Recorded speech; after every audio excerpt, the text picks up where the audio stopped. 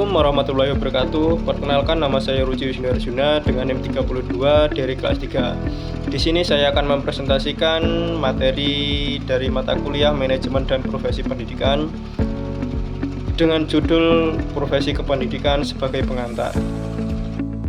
Baik, tanpa berlama-lama lagi, marilah kita langsung menuju ke materi dari PPT Profesi Kependidikan.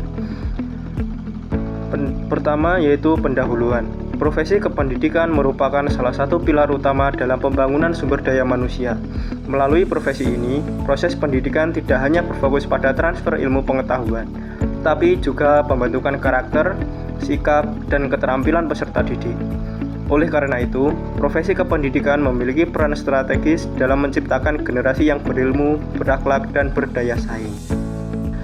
Selanjutnya, latar belakang. Pendidikan berkualitas sangat ditentukan oleh kualitas tenaga kependidikan. Di era globalisasi dan perkembangan teknologi yang pesat, tuntutan terhadap profesionalisme pendidik semakin tinggi. Tenaga kependidikan dituntut untuk memiliki kompetensi akademik, pedagogik, sosial, dan kepribadian agar mampu menjawab tantangan zaman serta kebutuhan peserta didik yang beragam. Pengertian profesi pendidikan. Profesi adalah suatu pekerjaan yang memerlukan keahlian khusus, diperoleh melalui pendidikan dan pelatihan tertentu, serta memiliki tanggung jawab dan kode etik. Profesi tidak dapat dilakukan oleh sembarang orang karena menuntut kompetensi, didikan, dan tanggung jawab moral. Selanjutnya, pengertian profesi kependidikan.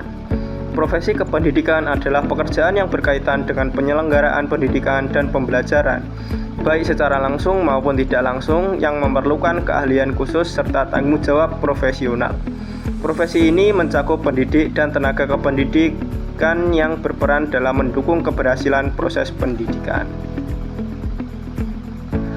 Selanjutnya yaitu jenis-jenis profesi kependidikan. Yang pertama yaitu ada guru, yang kedua dosen, yang ketiga kepala sekolah, keempat pengawas sekolah, yang kelima konselor atau bimbingan konseling, dan masih banyak lagi jenis-jenis profesi kependidikan lainnya. Selanjutnya yaitu peran guru sebagai profesi kependidikan. Yang pertama ada pendidik dan pengajar, yang kedua pembimbing dan fasilitator, yang ketiga motivasi belajar, yang keempat evaluasi hasil belajar. Di sini guru tidak hanya menyampaikan materi, tetapi juga membentuk kepribadian dan karakter peserta didik.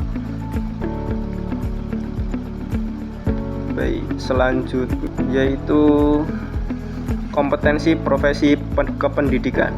Yang pertama, kompetensi pedagogik, kemampuan mengelola pembelajaran. Yang kedua yaitu kompetensi profesional, yaitu penguasaan materi dan bidang keahlian. Yang ketiga, kompetensional, kemampuan berkomunikasi dan berinteraksi. Yang keempat, kompetensi kepribadian, yaitu sikap, moral, dan keteladanan. Baik, selanjutnya yaitu kode etik profesi kependidikan. Kode etik profesi kependidikan berfungsi sebagai yang pertama yaitu pedoman perilaku profesional, yang kedua pelindung martabat profesi, yang ketiga penjaga kualitas layanan pendidikan. Tenaga kependidikan wajib menjunjung nilai kejujuran, tanggung jawab, keadilan, dan profesionalisme.